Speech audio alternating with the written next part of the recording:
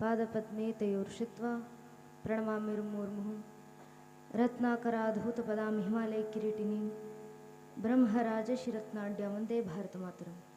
ಕ್ಷೇತ್ರದ ಗ್ರಾಮ ದೇವತೆಯ ಆರಾಧ್ಯ ದೈವರಾಗಿರುವಂಥ ದೈವಿ ಸ್ವರೂಪ ಎಲ್ಲ ಗುರುವರೇಣ್ಯರ ಪಾದರವಿಂದಗಳಿಗೆ ಶರಣಾಗತಿಯನ್ನು ಬಿಡ್ತಾ, ವ್ಯಾಸಪೀಠದ ಮೇಲೆ ಆಸನರಾಗಿರುವಂಥ ಪರಮ ಪೂಜ್ಯನಿ ದಿವ್ಯತ್ರಿಯರಿಗೆ, ನಮ್ಮೆಲ್ಲರನ್ನು ಭಕ್ತಿ ಸುದೆಯಲ್ಲಿ ಮುಂದೇಳಿಸಿರುವಂಥ ಸಂಗೀತ ಬಳಗದವರಿಗೆ, ನೆರೆದಿರುವಂಥ ಎಲ್ಲ ನನ್ನೆಚ್ಚಿನ ದೇಶಭಕ್ತ ಬಾಂಧವರಿಗೆ, ಮಾತಾ ಭಗಿನಿಯರಿಗೆ, ಅಕ್ಕ ಅಣ್ಣಂದಿರಿಗೆ ಹಾಗೂ ಎಲ್ಲ ಹಿರಿಕಿರಿಯರ ಪಾದಗಳಿಗೆ ನನ್ನ ಹಣೆಯಚ್ಚಿ ನಮಸ್ಕರಿಸ್ತೇನೆ. ನನ್ನೆಚ್ಚಿನ ಬಂಧುಗಳೇ, ಬಹುಶಃ ಕಾರ್ಯಕ್ರಮಕ್ಕೆ ಬಂದಾಗ ಬಹಳ ಸಂತೋಷ ಆಯಿತು. ಕಾರಣ, ಧರ್ಮಸಭೆಯಲ್ಲಿ ಎಷ್ಟು ಅದ್ಭುತ ಸಂಖ್ಯೆಯಲ್ಲಿ ತಾಯಂದಿರು ಸೇರಿದ್ದೀರಾ ಅಂತ. ನಮ್ಮ ಧಾರ್ಮಿಕ ಸಭೆಯಲ್ಲಿ ಸೇರಬೇಕಾಗಿರೋದೇ ತಾಯಂದಿರು. ಕಾರಣ, ಧರ್ಮ ಉಳಿಸುವಂಥ ಕೆಲಸ ಯಾರಿಂದಾಗುತ್ತೆ ಅಂದರೆ, ಹೊರಗಡೆ ನಿಂತು ಹೋರಾಡುವಂಥ ಅಣ್ಣಂದಿರಿಂದ ಆಗುತ್ತೋ ಇಲ್ವೋ ಗೊತ್ತಿಲ್ಲ, ಆದರೆ ಮನೆಯಲ್ಲಿ ಕೂತು ಇಡೀ ಮನೆಯನ್ನು ಬೆಳಗುವಂಥ ಸಾಮರ್ಥ್ಯ ಇರುವಂಥ ತಾಯಂದಿರಿಂದ ಮಾತ್ರವೇ ಧರ್ಮ ಉಳಿಲಿಕ್ಕೆ ಸಾಧ್ಯ. ಆದ್ದರಿಂದ ನಮ್ಮ ಧಾರ್ಮಿಕ ಕಾರ್ಯಕ್ರಮಗಳಿಗೆ ಇವತ್ತು ತಾಯಂದಿರು ಸೇರುವಂಥ ಅವಶ್ಯಕತೆ ಇದೆ. ಬಹುಶಃ ಧಾರ್ಮಿಕ ಸಭೆ, ಧರ್ಮ ಜಾಗೃತಿ, ಸಂಸ್ಕೃತಿಯ ಜಾಗೃತಿ. ಯಾಕೆ ಜಾಗೃತರಾಗಬೇಕು? ಜಾಗೃತರಾಗೋದಂದ್ರೇನು? ಏನಕ್ಕೆ ಧರ್ಮ ಸಭೆಗಳನ್ನು ಆಯೋಜನೆ ಮಾಡ್ತಾರೆ? ಈ ಧರ್ಮ ಸಭೆಗಳಿಂದ ನಾವು ಹೊತ್ತಿಕೊಂಡು ಹೋಗಬೇಕಾಗಿರುವಂಥ ಸಂದೇಶಗಳು ಯಾವುವು? ಧರ್ಮ ಜಾಗೃತಿ ಅಂದ್ರೇನು? ಧರ್ಮ ಜಾಗೃತಿ ಅಂದ್ರೆ ನಾವೆಲ್ಲರೂ ಜಾಗೃತರಾಗಿ ಬಂದು ಧರ್ಮಕ್ಕೋಸ್ಕರ, ಸಂಸ್ಕೃತಿ ಪರಂಪರೆ ಉಳಿವಿಗೋಸ್ಕರ ಹೋರಾಡೋದು. ಬಹುಶಃ ನಮ್ಮ ದೌರ್ಭಾಗ್ಯ, ಧರ್ಮಕ್ಕೋಸ್ಕರ ಕೆಲಸ ಮಾಡೋದನ್ನೇ ನಾವು ಮರೆತು ಕೂತಿದ್ದೀವಿ. ಹಿಂದೂ ಸಮಾಜ, ನನ್ನ ಧರ್ಮದ ರಕ್ಷಣೆ ನಾನೇ ಮರೆತು ಕೂತಿದ್ದೀನಿ. ಧರ್ಮ ದೇಶ ಕಟ್ಕೊಂಡು ನನಗೇನಾಗಬೇಕು? ಧರ್ಮದ ಕೆಲಸ ಯಾರೋ ಕಾರ್ಯಕರ್ತರು ಮಾಡ್ಕೊಂತಾರ ಬಿಡು, ದೇಶದ ಕೆಲಸ ಯಾರೋ ಕಾರ್ಯಕರ್ತರು ಮಾಡ್ಕೊಂತಾರ ಬಿಡು, ಮಠ ಮಂದಿರದ ಕೆಲಸ ಯಾರೋ ಹುಡುಗರು ಮಾಡ್ಕೊಂತಾರ ಬಿಡು, ನನಗೇನ್ ಲಾಭ ಅದರಿಂದ ಅನ್ನೋ ಭಾವನೆ ನಮಗೆ. ಧರ್ಮ ಕೆಲಸ ನಾವೇ ಮಾಡಬೇಕಾಗಿರೋದು. ಶ್ರೀಕೃಷ್ಣ ಪರಮಾತ್ಮ ಭಗವದ್ಗೀತೆಯಲ್ಲಿ ಇದೇ ಸಂದೇಶವನ್ನು ಕೊಟ್ಟಿದ್ದಲ್ವಾ? ಅರ್ಜುನ ಕೂಡ ನಮ್ಮ ರೀತಿನಲ್ಲೇ ದೇಶ ಧರ್ಮ ಕಟ್ಕೊಂಡು ನನಗೇನಾಗಬೇಕಪ್ಪ ಅಂತ ಕೈಯಲ್ಲಿದ್ದಂಥ ಶಸ್ತ್ರಾಸ್ತ್ರಗಳನ್ನೆಲ್ಲ ಕೈ ಚೆಲ್ಲಿ ದೇಶ ಧರ್ಮ ರಕ್ಷಣೆ ನನ್ನಿಂದಾಗೋದಿಲ್ಲ ಅಂತ ಎಲ್ಲವನ್ನು ಮರೆತು ಕೂತಿದ್ದಂಥ ಸಂದರ್ಭದಲ್ಲಿ ಶ್ರೀಕೃಷ್ಣ ಪರಮಾತ್ಮ ಭಗವದ್ಗೀತೆ 2ನೇ ಅಧ್ಯಾಯದ 2ನೇ ಮತ್ತು 3ನೇ ಶ್ಲೋಕದಲ್ಲಿ ಅರ್ಜುನನಿಗೆ ಕರೆ ಕೊಡ್ತಾರೆ. ಕೃಷ್ಣನ ಕರೆ. ಕುತಸ್ತ್ವಾ ಕಶ್ಮಲಬಿದಂ ವಿಷಮೇ ಸಂಪುತ ಸ್ಥಿತ ಮನಾರೆ ದುಷ್ಣ ಸ್ವರ್ಗ ಮಕೃತಿಕರಂ ಅರ್ಜುನ ಕ್ಲೇಭ್ಯಮಸ್ಮಗೋ ಪಾರ್ಥ ನೈತತ್ವೇ ಪಬ್ಬದ್ಯತೆ ಶ್ರುತ ಮೃದಯ ದೌರ್ಬಲ್ಯ ತೆಕ್ತೋತಿಷ್ಠ ಪರಂತಪ. ಅರ್ಜುನ ಈ ಸಂದರ್ಭದಲ್ಲಿ ದೇಶ ಧರ್ಮ ಕಟ್ಕೊಂಡು ನನಗೇನಾಗಬೇಕು ಅಂತ ಎಲ್ಲವನ್ನು ಮರೆತು ಕೂರೋದಲ್ಲಪ್ಪ. ಯಾವ ದೇಶ ಮತ್ತು ಧರ್ಮ ರಕ್ಷಣೆಗೋಸ್ಕರ ನಿನ್ನ ಪೂರ್ವಿಕರು ಸರ್ವಸ್ವನ್ನು ತ್ಯಾಗ ಮಾಡಿದ್ರೋ ಆ ಕಷ್ಟದಿಂದ ಉಳಿದುಕೊಂಡಿರುವಂತ ಈ ಧರ್ಮವನ್ನು ಉಳಿಸಿ ಮುಂದಿನ ಪೀಳಿಗೆಗೆ ತಲುಪಿಸುವಂತ ಕೆಲಸ ನಿನ್ನಿಂದಾಗ್ಲಿ. ಜಾಗೃತನಾಗಿ ಬಾ. ನಮ್ಮ ಪೂರ್ವಿಕರಿ ಧರ್ಮದ ಉಳಿವಿಗೋಸ್ಕರ ಎಷ್ಟೆಲ್ಲ ಶ್ರಮಗಳನ್ನ ಪಟ್ಟಿದ್ದಾರೆ.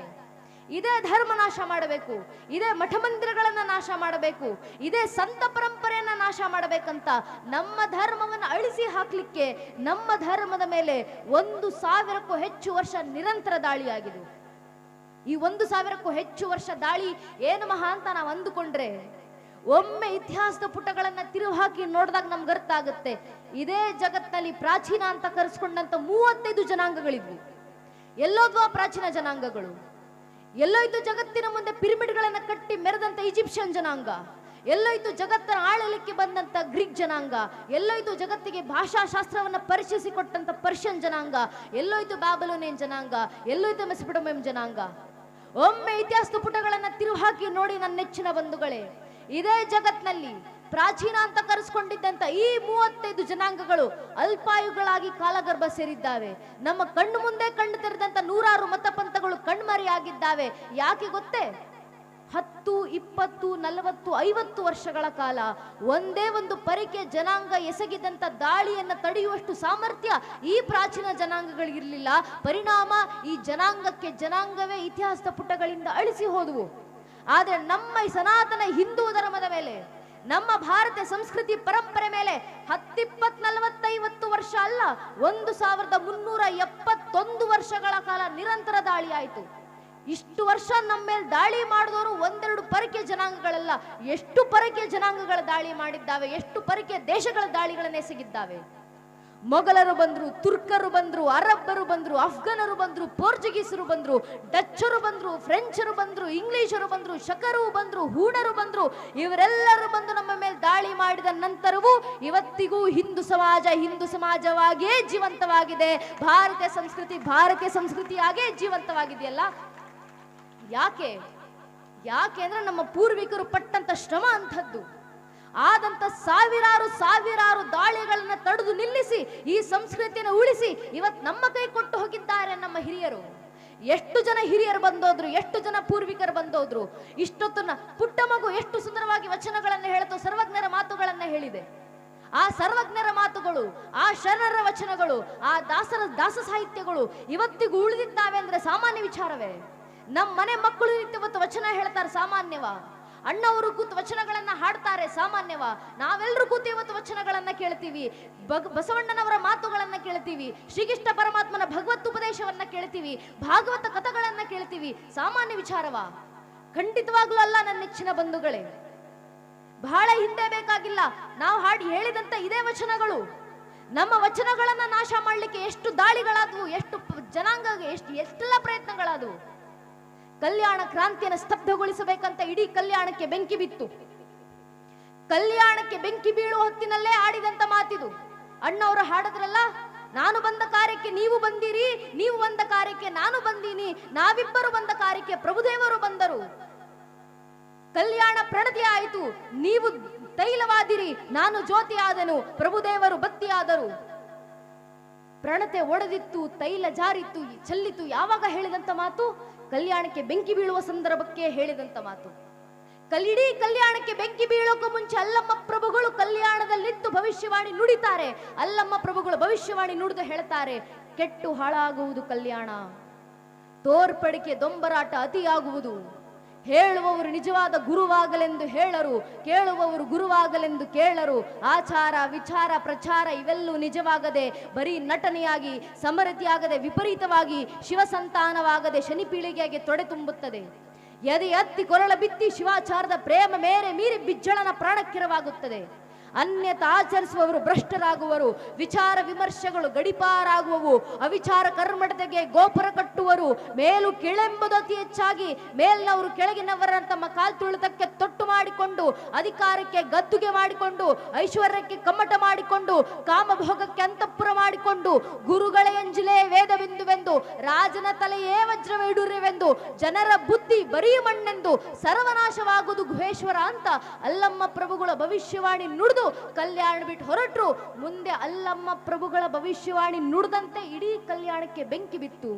ಆದ್ರೆ ಇಡೀ ಕಲ್ಯಾಣಕ್ಕೆ ಬೆಂಕಿ ಬಿದ್ದಾಗ ಕಲ್ಯಾಣದಲ್ಲಿದ್ದಂತ ಯಾರೊಬ್ಬ ಶರಣರು, ಯಾರೊಬ್ಬ ವಚನಕಾರರು ಮನೆಯಲ್ಲಿಟ್ಟಿದ್ದಂತ ಚಿನ್ನ ಬೆಳ್ಳಿ ವಜ್ರ ವೈಡೂರ್ಯ ಸಂಪತ್ತನ್ನ ರಕ್ಷಣೆ ಮಾಡ್ಕೊಂಡು ತರೋಣ ಯಾರೂ ಹೋಗ್ಲಿಲ್ಲ. ಇಡೀ ಕಲ್ಯಾಣಕ್ಕೆ ಬೆಂಕಿ ಬಿದ್ದು ಕಲ್ಯಾಣವೇ ಹೊತ್ತು ಉರಿತಾ ಇರಬೇಕಾದ್ರೆ ಕಲ್ಯಾಣದಲ್ಲಿದ್ದಂತ ಒಬ್ಬೊಬ್ಬ ಶರಣರು ಮಡಿವಾಳ ಮಾಚಿದೇವರಿಂದ ಹಿಡಿದು ನೀಲಾಂಬಿಕೆ, ಗಂಗಾಂಬಿಕೆ, ಸೂಳೆ ಸಂಕವ್ವ, ಆಯ್ದಕ್ಕಿ ಲಕ್ಕಮ್ಮನವರೆಗೂ ಒಬ್ಬೊಬ್ಬ ಶರಣರು ಕೈಗೆ ಸಿಕ್ಕಂತ ವಚನಗಳ ತಾಳೆಗರಿಗಳನ್ನ ಕೈಲಿಡ್ಕೊಂಡು ಓಡೋಡಿ ಬಂದ್ರು. ಏನಕ್ಕೆ? ಜಗತ್ನಲ್ಲಿ ಏನು ಸುಟ್ಟು ನಾಶ ಆದ್ರೂ ಪರವಾಗಿಲ್ಲ, ನಮ್ಮ ಪರಂಪರೆ ಸುಡುವಂತಿಲ್ಲ, ನಮ್ಮ ಧರ್ಮ ನಾಶ ಆಗುವಂತಿಲ್ಲ. ನಮ್ಮ ಪೂರ್ವಿಕರಲ್ಲಿ ಈ ಧರ್ಮ, ಈ ಸಂಸ್ಕೃತಿಯನ್ನ ಉಳಿಸಿ ಮುಂದಿನ ಪೀಳಿಗೆಗೆ ತಲುಪಿಸಲೇಬೇಕು ಅಂತ ಇದ್ದಂತ ಉಳಿವಿನ ಪರವಾಗಿದ್ದಂತ ತುಡಿತ, ಅಷ್ಟು ಶ್ರಮಗಳು ಪಟ್ಟಿದ್ದಾರಲ್ಲ ನಮ್ಮ ಹಿರಿಯರು. ಅಂದಿನಿಂದ ಹಿಡಿದು ಹಿಂದಿನವರೆಗೂ ಮೊಘಲರ ದಾಳಿ ಆಯ್ತು, ನಮ್ಮವರದೇ ದಾಳಿಗಳಾದವು, ಇಂಗ್ಲಿಷರುಗಳ ದಾಳಿ ಆಯ್ತು. ಆ ಸಂದರ್ಭಕ್ಕೆಲ್ಲ ನಿಂತು ಹೋರಾಡಿದಂತವ್ರು. ಒಂದು ಕಾಲಕ್ಕೆ ತಾಯಿಂದರು ಏನಕ್ಕೆ ಧಾರ್ಮಿಕ ಸಭೆಯಲ್ಲಿ ಸೇರ್ಬೇಕಂದ್ರೆ ಇದೇ ಕಾರಣದಿಂದ. ಇಡೀ ಕಲ್ಯಾಣದಿಂದ ವಚನಗಳನ್ನ ಸಂಗ್ರಹ ಮಾಡ್ಕೊಂಡು ಅದನ್ನ ರಕ್ಷಣೆ ಮಾಡ್ಕೊಂಡು ಬಂದಿದ್ದು ಅಲ್ಲಿದ್ದಂತ ವಚನಕಾರರು ತಾಯಂದಿರು. ಎಂತೆಂತ ತಾಯಂದಿರನ್ನ ತಯಾರು ಮಾಡಿದಂತ ಪರಂಪರೆ ಇದು. 20 ವರ್ಷ ಹರಿಯದ ಹೆಣ್ಣು ಮಗಳು ಅಕ್ಕ ಮಹಾದೇವಿ ತನ್ನ ಪತಿಯನ್ನು ತೊರೆದು ಉಟ್ಟ ಬಟ್ಟೆಯನ್ನ ಬಿಟ್ಟು ಬೆತ್ತಲೆಯಾಗಿ ಬಂದು ಶರಣರ ಮುಂದೆ ನಿಂತು ಶೂನ್ಯಪೀಠದ ಮುಂದೆ ನಿಂತಾಗ ಅನುಭವ ಮಂಟಪದಲ್ಲಿ ಶೂನ್ಯಪೀಠದಲ್ಲಿ ಕೂತಿದ್ದಂತ ಅಲ್ಲಮ್ಮ ಪ್ರಭುಗಳು ಅಕ್ಕ ಮಹಾದೇವಿಗೆ ಮಾಡಿದಂತ ಮೊದಲನೇ ಪ್ರಶ್ನೆ, ನಿನ್ನ ಗಂಡನ ಕುರುಹೇನು ತಾಯಿ, ನಿನ್ನ ಗಂಡನ ಹೆಸರೇನಮ್ಮ? ಆಗ ತಾನೇ ಅಕ್ಕ ಮಹಾದೇವಿ ತಾನು ಮದುವೆ ಆದಂತ ಗಂಡನನ್ನ ತೊರೆದು ಬಂದಿದ್ದಾರೆ. ಅಲ್ಲಮ್ಮ ಪ್ರಭುಗಳಿಗೆ ಸತ್ಯ ಗೊತ್ತು, ಆದ್ರೆ ಉಳಿದಂತ ಶರಣರಿಗೆ ಸತ್ಯ ಅರ್ಥ ಆಗ್ಲಿ ಅಂತ ಮಾಡಿದಂತ ಪ್ರಶ್ನೆ, ನನ್ನ ಗಂಡನ ಹೆಸರೇನಮ್ಮ? 20 ವರ್ಷ ಅರಿಯದ ಹೆಣ್ಣು ಮಗಳು ಅಕ್ಕ ಮಹಾದೇವಿ ಕೊಟ್ಟಂತ ಉತ್ತರ. ಇಹಕ್ಕೊಬ್ಬ ಗಂಡ ಪರಕ್ಕೊಬ್ಬ ಗಂಡನೇ ಎನ್ಗ ಚನ್ನಮಲ್ಲಿಕಾರ್ಜುನ ಒಬ್ಬನೇ ಗಂಡನಯ್ಯ ಅಂತ ಆ ಭಕ್ತಿ ಪರಾಕಾಷ್ಠೆಯನ್ನು ಮುಟ್ಟಿದಂತೆ ಹೆಣ್ಣು ಮಕ್ಕಳನ್ನು ತಯಾರು ಮಾಡಿದಂತ ಹಿಂದೂ ಸಂಸ್ಕೃತಿ ನಮ್ಮದು, ನಮ್ಮ ಭಾರತೀಯ ಪರಂಪರೆ. ಈ ಮಣ್ಣಿನಲ್ಲಿ ಹೆಣ್ಮಕ್ಳು ತಯಾರಾದ್ರು ಎಂತೆಂತ ಹೆಣ್ಣು ಮಕ್ಕಳು, ಅಡಿಗೆ ಮನೆಗೆ ಸೀಮಿತವಾದಂತ ಹೆಣ್ಣು ಮಕ್ಕಳ ಖಂಡಿತವಾಗ್ಲೂ ಅಲ್ಲ. ಬಹಳ ಜನ ತಾಯಿಂದಿರು ಸೇರಿದ್ದೀರಾ, ನನ್ನ ವಯಸ್ಸಿನ ಯುವತಿಯರು ಸೇರಿದ್ದೀರಾ, ಹೆಣ್ಮಕ್ಳು ಸೇರಿದ್ದೀರಾ. ನಾವು ನೆನ್ಪಿಟ್ಕೊಳ್ಬೇಕು, ನಮ್ಮ ಧರ್ಮ ರಕ್ಷಣೆ ನಾವೇ ಮಾಡಬೇಕು. ಹೆಣ್ಣು ಮಕ್ಕಳು ಧರ್ಮ ರಕ್ಷಣೆಗೆ ಬಂದಾಗ ಮಾತ್ರ ಧರ್ಮ ಸಂಸ್ಕೃತಿ ಉಳಿಯುತ್ತೆ ಅನ್ನೋದನ್ನ ಈಗಾಗಲೇ ನಮ್ಮ ಪೂರ್ವಿಕರು ಜೀವಂತ ಸಾಕ್ಷಿಯಾಗಿ ತೋರಿಸ್ಕೊಟ್ಟು ಹೋಗಿದ್ದಾರೆ. ನಮ್ಮ ಹೆಣ್ಮಕ್ಳನ್ನ ಯಾವ ರೀತಿ ತಯಾರು ಮಾಡಿದ್ರಿ ಹಿಂದೂ ಸಂಸ್ಕೃತಿನಲ್ಲಿ? ನಾನೀ ಕ್ಷಣ ನಿಮ್ ಮುಂದೆ ನಿಂತ್ಕೊಂಡು ಬ್ರಿಟಿಷರ ರಾಣಿಯರನ್ನ ನೆನಪಿಸ್ಕೊಳ್ಳಿ ಅಂದ್ರೆ, ಇಂಗ್ಲಿಷರ ರಾಣಿ ಅಂದ್ರೆ ನಮ್ ಕಣ್ಮುಂದೆ ಯಾವ ಭಾವಚಿತ್ರ ಬರ್ಬೋದು? ಯಾವುದೋ ಒಂದು ಅಂತಃಪುರದಲ್ಲಿ ಅಲಂಕಾರ ಮಾಡಿಕೊಂಡು ವಜ್ರ ವೈಡೂರ್ಯಗಳನ್ನ ತೊಟ್ಟು ತನ್ ಪಾಡಿಗೆ ತಾನು ಕೂತಿರುವಂತ ಹೆಣ್ಮಗಳ ಭಾವಚಿತ್ರ ನೆನಪಾಗ್ಬೋದು ನಮಗೆ. ಅದೇ ನಾನೀ ಕ್ಷಣ ಒಮ್ಮೆ ಮೊಘಲರ ರಾಣಿಯರನ್ನ ನೆನಪಿಸ್ಕೊಳ್ಳಿ ಅಂತ ಹೇಳಿದ್ರೆ ಯಾವ ಭಾವಚಿತ್ರ ಬರುತ್ತೆ? ಕೈಯಲ್ಲೊಂದು ಗುಲಾಬಿ ಹಿಡ್ಕೊಂಡು ತನ್ನ ಅರಮನೆಗೆ ಸೀಮಿತವಾಗಿರುವಂತ ಹೆಣ್ಣು ಮಗಳ ಭಾವಚಿತ್ರ ನೆನಪಾಗ್ಬೋದು. ಅದೇ ನಾನೀ ಕ್ಷಣ ಒಮ್ಮೆ ಭಾರತದ ರಾಣಿಯರನ್ನ ನೆನಪಿಸ್ಕೊಳ್ಳಿ, ಹಿಂದೂ ರಾಣಿಯರನ್ನ ನೆನಪಿಸ್ಕೊಳ್ಳಿ ಅಂದ್ರೆ ನಮ್ಮ ಕಣ್ಣು ಮುಂದೆ ಅಲಂಕಾರ ಮಾಡಿಕೊಂಡು ವಜ್ರ ವೈಡೂರ್ಯ ತೊಟ್ಟು ಅರಮನೆ ಅಂತಃಪುರಕ್ಕೆ ಸೀಮಿತವಾಗಿರುವಂತ ಹೆಣ್ಣು ಮಗಳ ಭಾವಚಿತ್ರ ನೆನಪಾಗೋದಿಲ್ಲ. ಬದಲಿಗೆ ಹಿಂದೂ ರಾಣಿ, ಭಾರತದ ರಾಣಿ ಎಂದ ಕೂಡಲೇ ಕಚ್ಚೆ ಸೀರೆಯನ್ನ ತೊಟ್ಟು ಕೈಲಿ ಬಿಚ್ಚುಗತ್ತಿ ಹಿಡಿದು ಠಾಕರೆ ಕತ್ತನ್ನ ಕತ್ತರಿಸಿ ತನ್ನ ಅಗಸಿ ಬಾಗ್ಲಿಗೆ ತನ್ನೇ ತಾಕಿ ತಾಕತ್ತಿದ್ರೆ ನನ್ನ ವಿರುದ್ಧ ಯುದ್ಧಕ್ಕೆ ಬನ್ನಿ ಅಂತ ಬ್ರಿಟಿಷರ ವಿರುದ್ಧ ಗರ್ಜಿಸಿದಂತ ಕಿತ್ತೂರಿನ ರಾಣಿ ಚೆನ್ನಮ್ಮನಂತ ಹೆಣ್ಣು ಮಕ್ಕಳು ನೆನಪಾಗ್ತಾರೆ ನಮಗೆ. ಛತ್ರಪತಿ ಶಿವಾಜಿ ಮಹಾರಾಜರ ನಂತರ, ಛತ್ರಪತಿ ಶಿವಾಜಿ ಮಹಾರಾಜರು ಹುತಾತ್ಮರಾದ ನಂತರ ಅವರ ಮಗನಾದಂತ ರಾಜಾರಾಮ್ನ ಪತ್ನಿ ಆಗಿದ್ದಂತ ಮಹಾರಾಣಿ ತಾರಾಬಾಯಿ, ಎಂತ ಮಹಾರಾಣಿ ತಾರಾಬಾಯಿ ಇಲ್ಲಿ ಕೈಯಲ್ಲಿ ಖಡ್ಗವನ್ನು ಹಿಡಿದು ರಣಾಂಗಣಕ್ಕೆ ಇಳಿದು ಬಂದ್ರೆ ವೀರಾದಿ ವೀರ ಅಂತ ಕರೆಸ್ಕೊಂಡಿದ್ದಂತ ಮೊಘಲ್ ದೊರೆಗಳೆಲ್ಲ ಮಂಡಿ ಊರಿ ಕೂರ್ತಾ ಇದ್ರು. ಅಂತ ಮಹಾರಾಣಿ ತಾರಾಬಾಯಿ ಅಂತ ಹೆಣ್ಣು ಮಕ್ಕಳನ್ನ ಹುಟ್ಟಿ ಆಗಿದ್ದಂತ ಹಿಂದೂ ಸಂಸ್ಕೃತಿ ನಮ್ಮದು. ನಮ್ಮ ಪರಂಪರೆ ಪೂರ್ವಿಕರು ಇಷ್ಟೆಲ್ಲ ಶ್ರಮ ಪಟ್ಟರಲ್ಲ ಧರ್ಮ ಉಳಿಸ್ಕೊಳ್ಳಿಕ್ಕೆ. ಯಾವ ಕಾರಣಕ್ಕೋಸ್ಕರ? ಇಡೀ ಭಾರತ ದೇಶ ಮೊಘಲರ ದಾಳಿಯಿಂದ ತತ್ತರಿಸಿ ಹೋಗ್ತಾ ಇರುವಂತ ಸಂದರ್ಭದಲ್ಲಿ ಇಡೀ ಭಾರತದಲ್ಲಿ ಮತ್ತೊಮ್ಮೆ ಹಿಂದೂ ಪುನರುತ್ಥಾನ ಆಗಬೇಕು ಅಂತ ಸಂಕಲ್ಪ ಮಾಡಿ ಬಂದಂತ ಹಕ್ಕರಾಯ, ಬುಕ್ಕರಾಯ, ಮುದ್ದಣ್ಣ, ಮಾರಣ್ಣ ಮುಂತಾದವರೇ ವೀರಾದಿ ವೀರರೆಲ್ಲ ಮುಂದೆ ಬಂದು ವಿದ್ಯಾರಣ್ಯರಿಂದ ಸ್ಥಾಪನೆ ಆದಂತ ವಿಜಯನಗರ ಸಾಮ್ರಾಜ್ಯದಿಂದ ಇಡೀ ಭಾರತ ದೇಶದಲ್ಲಿ ಮತ್ತೊಮ್ಮೆ ಹಿಂದೂ ಪುನರುತ್ಥಾನ ಮಾಡಿದ್ರು. ಆ ವಿಜಯನಗರ ಸಾಮ್ರಾಜ್ಯ ಸ್ಥಾಪನೆಗೆ ಮೂಲ ಕಾರಣವಾದಂತ ಹಕ್ಕರಾಯ, ಬುಕ್ಕರಾಯ, ಹಿಂದೂ ಸುರತ್ರಾಣರಿಗೆ ಮೂಲ ಪ್ರೇರಣೆ ಕೊಟ್ಟಿದ್ಯಾರು ಗೊತ್ತೇ? ಒಬ್ಬ ಹೆಣ್ಣು ಮಗಳು, ಗಂಗಾಂಬಿಕೆ ಎಂಬ ಹೆಣ್ಣು ಮಗಳು, ಕುಮಾರ ಕಂಪಿಲನ ಪತ್ನಿ. ಒಬ್ಬ ತಾಯಿ ಗಂಗಾಂಬಿಕೆ ಎದ್ದು ನಿಂತು ಹಕ್ಕರಾಯರನ್ನ ತಯಾರು ಮಾಡಿದ್ರು, ಬುಕ್ಕರಾಯರನ್ನ ತಯಾರು ಮಾಡಿದ್ರು, ಮುದ್ದಣ್ಣನನ್ನ ತಯಾರು ಮಾಡಿಕೊಟ್ರು, ಮಾರಣ್ಣನನ್ನ ತಯಾರಿ ಮಾಡಿಕೊಟ್ರು. ಇಡೀ ದೇಶದಲ್ಲಿ ಮತ್ತೊಮ್ಮೆ ಹಿಂದೂ ಪುನರುತ್ಥಾನ ಮಾಡಿ ಅಂತ ಸಂಕಲ್ಪವನ್ನು ಕೊಟ್ಟು ಆ ಮಕ್ಕಳನ್ನ ಕಳಿಸಿಕೊಟ್ರು. ಆ ಒಬ್ಬ ತಾಯಿ ಗಂಗಾಂಬಿಕೆ ನಿಂತು ಮಾಡಿದಂತ ಪರಿವರ್ತನೆ, ತಂದಂತ ಬದಲಾವಣೆ, ಆ ಮಕ್ಕಳಿಂದ ಇಡೀ ದೇಶದಲ್ಲಿ ಮತ್ತೊಮ್ಮೆ ಹಿಂದೂ ಪುನರುತ್ಥಾನ ಆಯ್ತು. ಒಬ್ಬ ತಾಯಿ ಜೀಜಾಬಾಯಿ ನಿಂತು ಮಗನಿಗೆ, ಮಗು ಶಿವ, ನಿನ್ನ ಜೀವನದ ಕನಸು ನೀನು ಮಹಾರಾಜ ಆಗೋದಲ್ಲ, ನೀನ್ ರಾಜನಾಗಿ ವಜ್ರ ವೈಡೂರ್ಯಗಳನ್ನು ತೊಟ್ಟು ಸಂಪತ್ತನ್ನ ಇಟ್ಕೊಂಡು ಜನರನ್ನ ಆಳೋದಲ್ಲಪ್ಪ, ನಿನ್ನ ಕನಸು ಯಾವ್ದಾಗಬೇಕು? ತಾಯಿ ಜೀಜಾಬಾಯಿ ಪುಟ್ಟ ಹುಡುಗ ಶಿವಾಜಿ ಕನಸನ್ನ ಕೊಡ್ತಾರೆ. ಮಗು ಶಿವ, ನಿನ್ನ ನರನಾಡಿಗಳನ್ನ ಬತ್ತಿಯೊಂತೊಸದು ರಕ್ತದ ದೀಪವನ್ನ ಹಿಂದೂ ಧರ್ಮದ ಧರ್ಮೋದ್ಧಾರಕ ಚಿಡೋದೇ ನಿನ್ನ ಜೀವನ ಅಂತಿಮ ಕನಸಾಗಬೇಕು ಅಂತ ತಾಯಿ ಜೀಜಾಬಾಯಿ ಮಗನಿಗೆ ಕಟ್ಟಿಕೊಟ್ಟಂತ ಕನಸು. ಪರಿಣಾಮ ಛತ್ರಪತಿ ಶಿವಾಜಿ ಮಹಾರಾಜ ಎದ್ದು ಬಂದು ಅದೇ ವಿಜಯನಗರ ಸಾಮ್ರಾಜ್ಯದ ಪ್ರೇರಣೆಯನ್ನ ಪಡೆದು ಮತ್ತೊಮ್ಮೆ ದೇಶದಲ್ಲಿ ಹಿಂದೂ ಪುನರುತ್ಥಾನಕ್ಕೆ ಸಂಕಲ್ಪವನ್ನು ತೊಟ್ಟು ಸಂಕಲ್ಪವನ್ನ ಸಾಕಾರಗೊಳಿಸಿದ್ರು. ಎಷ್ಟು ಜನ ವೀರಾದಿ ವೀರರೆಲ್ಲ ಬಂದಿದ್ದಾರೆ. ಹಕ್ಕರಾಯರು ಬಂದ್ರು, ಬುಕ್ಕರಾಯರು ಬಂದು, ಸಂಗೊಳ್ಳಿ ರಾಯಣರಂತ ವೀರಾದಿ ವೀರರೆಲ್ಲ ಬಂದ್ರು. ಸಂಗೊಳ್ಳಿ ರಾಯಣರು ತೋರಿದಂತ ಆ ದಿಟ್ಟತನ, ಎಂಥ ದಿಟ್ಟತನ ಸ್ವಾಮಿ! ಊರೂರಿಗೆ ಹೋಗಿ ಊರಿನ ಜನರೆಲ್ಲ ಒಗ್ಗೂಡಿಸಿ ನಿಂತು ಮಾತಾಡಿ ನಮ್ಮ ಕಿತ್ತೂರಿನ ಸಂರಕ್ಷಣೆಗೋಸ್ಕರ, ನಮ್ಮ ಕಿತ್ತೂರಿನಲ್ಲಿ ಹಾರಾಡ್ತಿರುವಂತಹ ಆ ನಂದಿ ಧ್ವಜದ ಸಂರಕ್ಷಣೆಗೋಸ್ಕರ, ನಮ್ಮ ಧರ್ಮ ಸಂರಕ್ಷಣೆಗೋಸ್ಕರ, ನಮ್ಮ ನಾಡು ನೆಲ ಜಲವನ್ನ ಉಳಿಸಲಿಕ್ಕೋಸ್ಕರ ಬನ್ನಿ ಹೋರಾಟ ಮಾಡ್ರಿ ಯುವಕರೇ ಅಂತ ಹಿಂದೂಗಳಿಗೆ, ಭಾರತೀಯರಿಗೆ ಕರೆಯನ್ನು ಕೊಟ್ಟು ಎಲ್ಲರನ್ನು ಸಂಘಟಿಸುವ ಮೂಲಕ ಇಡೀ ಧರ್ಮ, ನಾಡು, ದೇಶದ ರಕ್ಷಣೆಯನ್ನ ಮಾಡಿಕೊಳ್ಳುವಂತ ನೇತೃತ್ವವನ್ನು ವಹಿಸಿದಂತ ಸಂಗೊಳ್ಳಿ ರಾಯಣ್ಣವರ ಮಾತುಗಳು. ಸಂಗೊಳ್ಳಿ ರಾಯಣ್ಣವರ ಇತಿಹಾಸ ಇರೋದು ಪಠ್ಯ ಪುಸ್ತಕದಲ್ಲಿ ಓದಿ ಸುಮ್ಮನಾಗ್ಲಿಕ್ಕಲ್ಲ. ಸಂಗೊಳ್ಳಿ ರಾಯಣ್ಣವರ ಮಾತುಗಳು ಎಂಥ ಮಾತುಗಳ ಸ್ವಾಮಿ ಅದು! ಸಂಗೊಳ್ಳಿ ರಾಯಣ್ಣರನ್ನ ಬಂಧಿಸಿದಂತ ಬ್ರಿಟಿಷರು ರಾಯಣ್ಣರನ್ನ ಗಲ್ಲಿಗೇರಿಸಬೇಕು. ಆಗ ರಾಯಣ್ಣನವರು ಬ್ರಿಟಿಷರನ್ನ ದಿಟ್ಟಿಸಿ ನೋಡಿ ಹೇಳ್ತಾರೆ, ಗಲ್ಲಿಗೇರಿಸ್ತೀರ ನನ್ನ?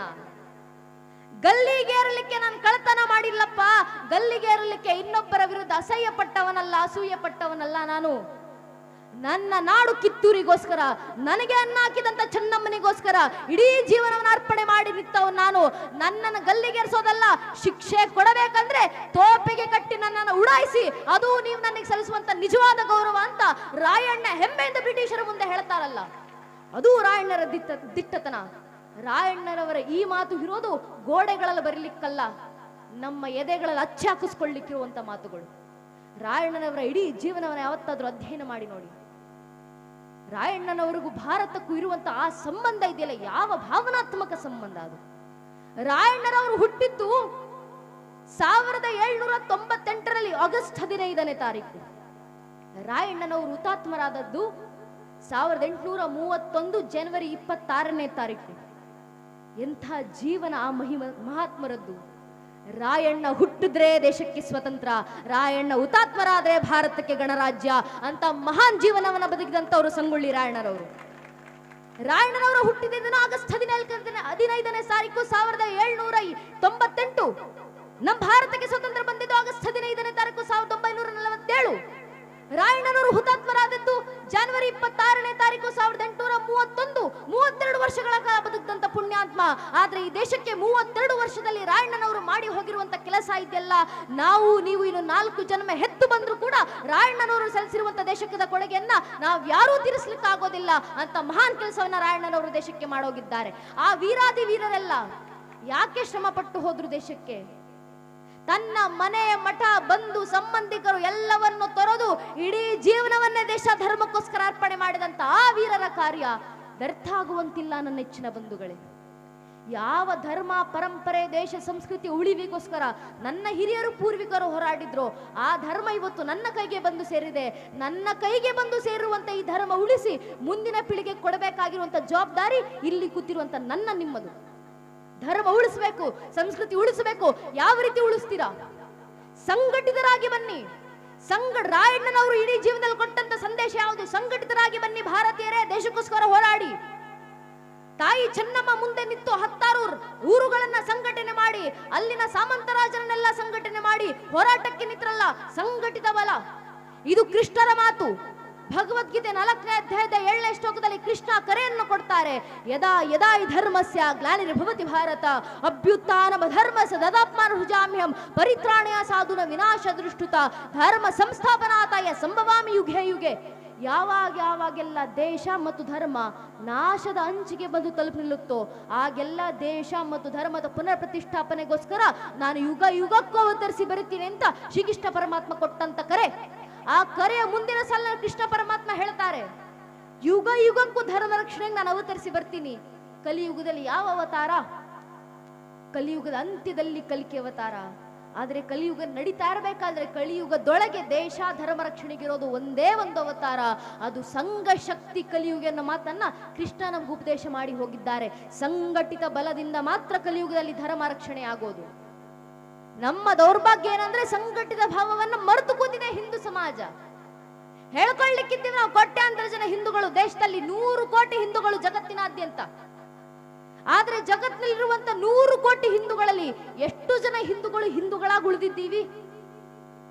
ಒಬ್ಬ ಹಿಂದುವಿನ ಮುಂದೆ ನಿಂತು ನೀನ್ ಯಾರಪ್ಪ, ನೀನ್ ಯಾವ ಸಮಾಜಕ್ಕೆ ಸೇರಿದವನು ಅಂದ್ರೆ ಹಿಂದುವಿನ ಬಾಯಿನಲ್ಲಿ ತನ್ನ ಧರ್ಮದ ಹೆಸರು ಬರೋಕು ಮುಂಚೆ ಜಾತಿ ಹೆಸರು ಬಂದಿರುತ್ತೆ. ಒಬ್ಬ ಹಿಂದೂ ಆಗೋಕು ಮುಂಚೆ ಒಬ್ಬ ಹಿಂದೂ ಲಿಂಗಾಯತರಾಗ್ತಾರೆ, ಒಬ್ಬ ಹಿಂದೂ ಬ್ರಾಹ್ಮಣರಾಗ್ತಾರೆ, ಒಬ್ಬ ಹಿಂದೂ ಕುರುಬರಾಗ್ತಾರೆ, ಒಬ್ಬ ಹಿಂದೂ ಗೌಡ್ರಾಗ್ತಾರೆ, ಒಬ್ಬ ಹಿಂದೂ ನಾಯಕ್ ಸಮಾಜಕ್ಕೆ ಸೇರಿದವರಾಗ್ತಾರೆ, ಒಬ್ಬ ಹಿಂದೂ SC ಆಗ್ತಾರೆ, ಒಬ್ಬ ಹಿಂದೂ ST ಆಗ್ತಾರೆ, ಒಬ್ಬ ಹಿಂದೂ ಮರಾಠ ಆಗ್ತಾರೆ. ಹಿಂದೂ ಆಗೋದು ಯಾವಾಗ? ನಾವು ಹಿಂದೂಗಳ ಅರ್ಥ ಮಾಡ್ಕೊಳ್ಬೇಕು. ನಮ್ಮ ಜಾತಿ ಯಾವುದೇ ಇರಲಿ ಸ್ವಾಮಿ, ಆ ಜಾತಿಗಳ ಮೇಲೆ ನಮ್ಗಿರುವಂತ ಜಾತಿ ಪ್ರೇಮ ಎಷ್ಟೇ ವಿಶಾಲವಾಗಿರ್ಲಿ, ನನ್ನ ಜಾತಿ ನನ್ನ ಮನೆ ದೇವರ ಕೋಣೆ ಒಳಗೆ ಸೀಮಿತ ಆಗಿರಬೇಕು. ನನ್ನ ರಾಜಕೀಯ ಆಸಕ್ತಿ ಯಾವುದೇ ಇರಲಿ, ಯಾವ ರಾಜಕೀಯ ಪಕ್ಷಕ್ಕೆ ಬೇಕಾದ್ರೂ ಕೆಲಸ ಮಾಡಿ, ಯಾವ ರಾಜಕೀಯ ಪಕ್ಷದ ಕಾರ್ಯಕರ್ತ ನಾನು ಅಂತ ಬೇಕಾದ್ರೂ ನಿಮ್ಮನ್ನು ನೀವು ಘೋಷಿಸ್ಕೊಳ್ಳಿ. ಆದ್ರೆ ನನ್ನ ರಾಜಕೀಯ ಆಸಕ್ತಿ ನನ್ನ ಮನೆ ವಸೂಲಿನ ಒಳಗೆ ಸೀಮಿತ ಆಗಿರಬೇಕು. ಪ್ರತಿಯೊಬ್ಬ ಹಿಂದೂ ತನ್ನ ಮನೆಯ ದೇವ್ರ ಕೋಣೆಯನ್ನ ದಾಟಿ ಮನೆಯ ವಸ್ತು ಬಿಟ್ಟು ಹೊರಗೆ ಬರಬೇಕಾದ್ರೆ ಜಾತಿ, ಉಪಜಾತಿ, ಮತ, ಪಂಥ, ಪಂಗಡ, ಕುಲ, ಗೋತ್ರ, ರಾಜಕೀಯ ಆಸಕ್ತಿ, ತತ್ವ, ಸಿದ್ಧಾಂತ ಎಲ್ಲವನ್ನು ಮರೆತು ಹೆಗಲ ಮೇಲೊಂದು ಕೇಸರಿ ಶಾಲ್ಯ, ಹಣೆ ಮೇಲೆ ಕೇಸರಿ ತಿಲಕ ಇಟ್ಕೊಂಡು ನಾವೆಲ್ಲ ಹಿಂದೂ, ನಾವೆಲ್ಲ ಒಂದು ಅನ್ನೋ ಭಾವನೆಲೆ ಮನೆ ಬಿಟ್ಟಾಗ ಮಾತ್ರ ಇವತ್ತು ಧರ್ಮ ರಕ್ಷಣೆ, ಇವತ್ತು ಸಂಸ್ಕೃತಿಯ ರಕ್ಷಣೆ. ಆ ಸಂಘಟಿತ ಭಾವ ಎಲ್ಲಿವರೆಗೂ ನಮ್ಮಲ್ಲಿ ಬರೋದಿಲ್ವೋ ಅಲ್ಲಿವರೆಗೂ ದೇಶದ ಪರಂಪರೆಯನ್ನು ಉಳಿಸ್ಕೊಳ್ಳಿಕ್ಕೆ ಆಗೋದಿಲ್ಲ, ನಮ್ಮ ಸಂಸ್ಕೃತಿಯನ್ನು ಉಳಿಸ್ಕೊಳ್ಳಿಕ್ಕೆ ಆಗೋದಿಲ್ಲ. ನಮ್ಮ ಪೂರ್ವಿಕರು ಶಾಸ್ತ್ರಗಳಲ್ಲೇ ಬರೆದಂತ ಮಾತು, ಅಪಾರ ಭೂಮಿ ವಿಸ್ತಾರ ಮಗಣ್ಯ ಜನಸಂಕುಲಂ ರಾಷ್ಟ್ರಂ ಸಂಘಟನೆಯಂ ಪ್ರಭವೇನಾತ್ಮ ರಕ್ಷಣೆ. ತುದಿ ಕಾಣದಷ್ಟು ಅಪಾರವಾದಂತ ಭೂಭಾಗ, ಆ ಭೂ ವಿಸ್ತಾರದ ಒಳಗೆ ಅಗಣ್ಯವಾದಂತ ಜನರ ಸಂಖ್ಯೆ. ಆದ್ರೆ ಆ ಜನರ ಮಧ್ಯದ ಸಂಘಟಿತ ಬಲ ಇಲ್ಲ ಅಂದ್ರೆ ದೇಶ ಧರ್ಮ ರಕ್ಷಣೆ ಮಾಡ್ಕೊಳ್ಳಿಕ್ಕೆ ಸಾಧ್ಯವೇ ಇಲ್ಲ. ನಮ್ಮ ಕಣ್ಣು ಮುಂದೆ ಈಗ ದೇಶ ಧರ್ಮ ರಕ್ಷಣೆಗಿರೋದು ಯಾವ ಮಾರ್ಗ? ಒಂದೇ ಒಂದು ಮಾರ್ಗ, ಸಂಘಟಿತರಾಗಿ ಬರೋದು. ನಮ್ಮಲ್ಲಿ ಬರಲಿ ಸಂಘಟಿತ ಭಾವ. ಒಮ್ಮೆ ಹಿಂದೂ ಸಮಾಜ ಸಂಘಟಿತವಾಗಿ ಬಂತು ಅಂದ್ರೆ ದೇಶದಲ್ಲಿ ಎಂತೆಂತ ಬದಲಾವಣೆ ತರಬಹುದಂತ ಈಗಾಗಲೇ ನಮ್ಮ ಪೂರ್ವಿಕರು ತೋರಿಸಿಕೊಟ್ಟು ಹೋಗಿದ್ದಾರೆ. ಒಮ್ಮೆ ಹಿಂದೂ ಸಮಾಜ ಒಗ್ಗಟ್ಟಾಗಿ ಬಂತು. ಪೂಜ್ಯನೇ ಅಶೋಕ್ ಸಿಂಗಾಲ್ಜಿ ಅವರು ನಿಂತು ಕರೆ ಕೊಟ್ಟರು ಇಡೀ ದೇಶದವರಿಗೆ. ಅಶೋಕ್ ಸಿಂಗಾಲ್ಜಿ ಅವರು ಭಾರತೀಯರಿಗೆ, ಹಿಂದೂಗಳಿಗೆ ಕರೆ ಕೊಟ್ಟು ಹೇಳ್ತಾರೆ, रोम रोम में रमे हुए राम के लिए आओ कार सेवको, बनो कार सेवको, मिटो कार सेवको. अगर समय पड़े तो अयोध्या में बहती सरयू नदी को अपने लहू से लाल करना पड़े तो डरो ना कार सेवको ಅಂತ ಪೂಜ್ಯನೇ ಅಶೋಕ್ ಸಿಂಗಾಲ್ಜಿ ಅವರ ಕರೆ. ರೋಮ ರೋಮದಲ್ಲಿ ರಮಿಸಿರುವಂತ ರಾಮರಿಗೋಸ್ಕರ ಬನ್ನಿ ಕಾರ ಸೇವಕರಾಗಿ ಹಿಂದೂಗಳೇ. ಸಮಯ ಬಂದ್ರೆ ಅಯೋಧ್ಯೆಯಲ್ಲಿ ಹರಿತಾ ಇರುವಂತ ಸರಿಯೂ ನದಿಯನ್ನ ನಿಮ್ಮ ರಕ್ತಗಳ ಕಣಗಳಿಂದ ಕೆಂಪಾಗಿಸುವ ಸಂದರ್ಭ ಬಂದ್ರು ಹಿಂಜರಿದಿರಿ ಕಾರ ಸೇವಕರೇ. ಅಶೋಕ್ ಸಿಂಗಾಲ್ಜಿ ಅವರ ಆ ಕರೆಗೆ ಹೋಗೊಟ್ಟು ನನ್ನ ನಿಮ್ಮ ಹಿರಿಯರು, ತಾತ ಮುತ್ತಾತಂದಿರು ಲಕ್ಷ ಲಕ್ಷ ಸಂಖ್ಯೆನಲ್ಲಿ ಹರಿದು ಬಂದ್ರು ರಾಮ ಮಂದಿರದ ಹತ್ರ, ರಾಮ ಮಂದಿರದ ಕಾರ ಸೇವೆಗೋಸ್ಕರ. ಇಷ್ಟು ಜನ ತಾಯಿಂದ್ರು ಸೇರಿದ್ದೀರಾ. ತಾಯಿಂದ್ರು ನೆನ್ಪಿಟ್ಕೊಳ್ಬೇಕು, ಅಂದು ರಾಮ ಮಂದಿರಕ್ಕೋಸ್ಕರ ಕಾರ ಸೇವೆ ಮಾಡ್ಲಿಕ್ಕೆ ಹೋದಂತ 3.5 ಲಕ್ಷ ಜನ ಹಿಂದೂ ಕಾರ್ಯಕರ್ತರಲ್ಲಿ 36,000 ಜನ ಹೆಣ್ಮಕ್ಳು ತಾಯಂದ್ರು ಕಾರ ಸೇವಕರಾಗಿ ಅಯೋಧ್ಯೆ ಪುಣ್ಯಭೂಮಿನಲ್ಲಿ ನಿಂತಿದ್ರು. ಆ 36,000 ಜನ ತಾಯಂದ್ರು ಅಂದು ತೋರಿದಂತ ರಾಮ ಭಕ್ತಿ. ಮುಂದೆ ಮಾತಾ ಉಮಾ ಭಾರತಿ, ಕಾವಿ ತೊಟ್ಟಂತ ಮಾತಾ ರಿತಂಬರಿ, ಜೊತೆಗೆ 36,000 ಜನ ತಾಯಿಂದ್ರು ಕೈ ಕೈ ಹಿಡಿದು ಮಾನವ ಸರಪಳಿಗಳನ್ನ ಮಾಡಿ 3 ಲಕ್ಷ ಜನ ಹಿಂದೂ ಕಾರ ಸೇವಕರನ್ನ ಹಿಂಬದಿಯಿಂದ ಅವರನ್ನ ನಡೆಸ್ಕೊಂಡು ಬರುತ್ತಾ ಮಾರ್ಗದರ್ಶನವನ್ನ ನೀಡ್ತಾ ಲಕ್ಷ ಲಕ್ಷ ಜನ ಕಾರ ಸೇವಕರು ಅಂದು ಅಯೋಧ್ಯೆ ಪುಣ್ಯಭೂಮಿನಲ್ಲಿತ್ತು. ರಾಮ್ ಲಲ್ಲಾ ಮಾಯಂಗೆ ಮಂದಿರ ವಹಿ ಬನಾಯಂಗೆ, ಬಚ್ಚಾ ಬಚ್ಚಾ ರಾಮ ಕಾ ಜನ್ಮ ಭೂಮಿ ಕೆ ಕಾಮ್ ಕಾ ಅಂತ ರಾಮರಿಗೆ ಜೈಘೋಷಗಳನ್ನು ಹಾಕ್ತಾ ಕಾರ ಸೇವೆ ಸಾಕಾರಗೊಳಿಸಿದ್ರಲ್ಲ. ಆ ನಮ್ಮ ಪೂರ್ವಿಕರ ಆ ಸಂಘಟಿತ ಬಲದ ಪರಿಣಾಮ, ಒಮ್ಮೆ ಹಿಂದೂ ಸಮಾಜ ಸಂಘಟಿತವಾಗಿ ಬಂದಂತ ಪರಿಣಾಮ, ಪ್ರತಿಫಲ ಇವತ್ತು 500 ವರ್ಷಗಳ ಹೋರಾಟದ ನಂತರ, 78ಕ್ಕೂ ಹೆಚ್ಚು ಮಹಾ ಕದನಗಳ ನಂತರ, ಸುಮಾರು 3.5 ಲಕ್ಷ ಜನ ಹಿಂದೂ ಕಾರ ಸೇವಕರ ಬಲಿದಾನಗಳ ನಂತರ ಇಂದು ನನಸಾಗಿರುವಂತ ಶತಮಾನಗಳ ಕನಸು ನಮ್ಮ ಅಯೋಧ್ಯೆಯ ರಾಮಲಲ್ಲಾರ ರಾಮ ಮಂದಿರ. ಆ ಒಂದು ರಾಮ ಮಂದಿರದನ್ನ ಜೀವಂತ ಸಾಕ್ಷಿಯಾಗಿ ನೋಡ್ಲಿಕ್ಕೆ ಎಷ್ಟು ಕನಸುಗಳನ್ನ ನಮ್ಮ ಪೂರ್ವಿಕರು ಕಂಡಿದ್ರು, ಎಷ್ಟು ಶ್ರಮಗಳನ್ನ ಪಟ್ಟಿದ್ರು. ಇದೇ ರೀತಿ ಧಾರ್ಮಿಕ ಸಭೆಯಲ್ಲಿ ಸೇರಬೇಕಾದ್ರೆ ನಮ್ಮದೇ ಕಾರ್ಯಕ್ರಮಗಳಲ್ಲಿ ನಾವು ಸೌಂಡ್ ಸಿಸ್ಟಮ್ ಅವರಿಗೆ ಹೇಳಿ ಹೇಳಿ ನಮ್ಮ ಕಾರ್ಯಕರ್ತ ಅಣ್ಣಂದಿರ ಹಾಡುಗಳನ್ನ ಹಾಕಿಸ್ತಿದ್ರು. ಡಿಜೆಗಳಲ್ಲಿ ಹಾಡು ಹಾಕೊಂಡು ತಿರುಗಾಡ್ತಿದ್ರು. ವಾಟ್ಸ್ಆಪ್ ಸ್ಟೇಟಸ್, ಇನ್ಸ್ಟಾ ಸ್ಟೋರಿಗಳಲ್ಲಿ, ಫೇಸ್ಬುಕ್ ಸ್ಟೋರಿಗಳಲ್ಲಿ ಹಾಡಿಡ್ಕೊಂಡು ತಿರುಗಾಡ್ತಿದ್ರು.